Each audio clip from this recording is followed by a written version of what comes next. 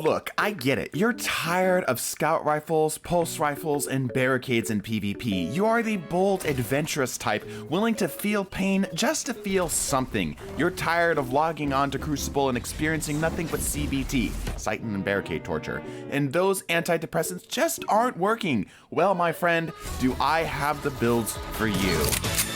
I have with me in my sack of goodies 5 builds gifted to me through the attention deficit eldritch deity known as livestream chat. While they aren't the most played builds, they are unique or fun to try if you are needing a direct dopamine inject into your Crucible playtime. I will also rank each build's flavor and viability so you can get a summary of how much like Spider-Man the build feels to play. I want to start with a build of my own, the one that the more I practice with, the more I appreciate the sheer audacity of it. Teraba is not necessarily an unheard of pick in PvP, but as someone who used it before it was cool, I can tell you that Teraba feels especially great right now.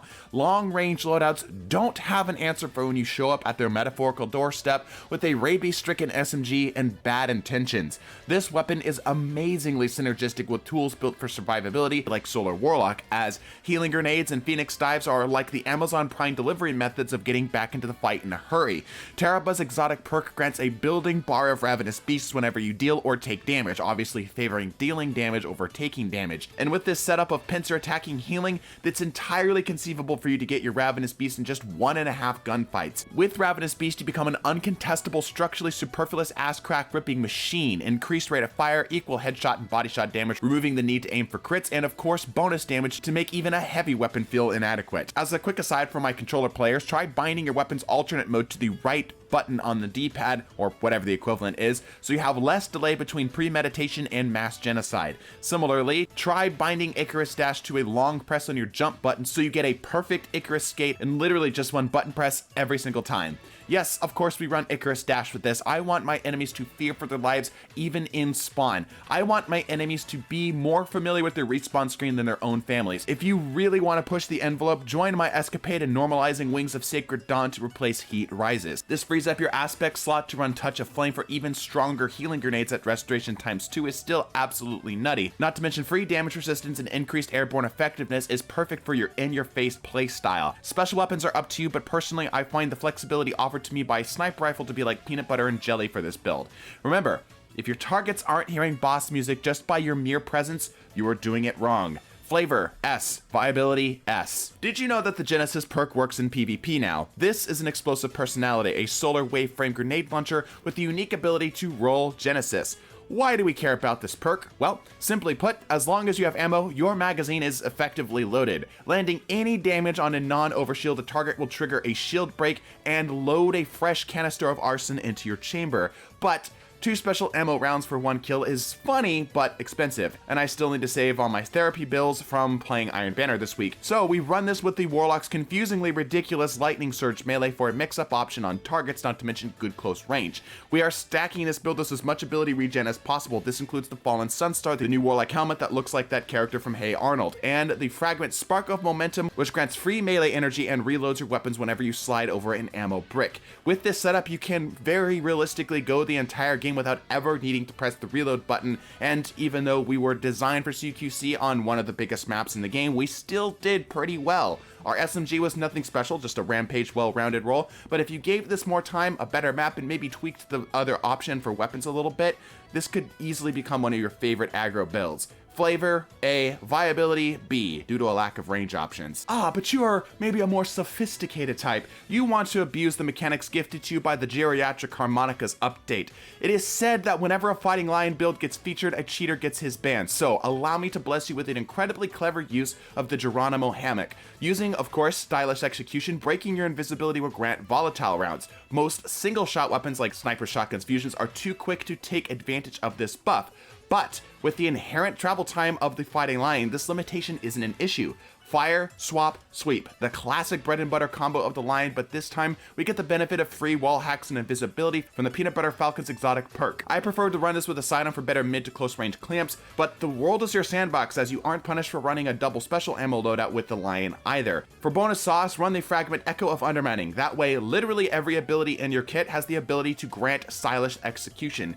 It's all around a very solid build, especially if you want to give the Fighting Lion a go and allow it to grant you invisibility in the process. Flavor, S. Viability, B.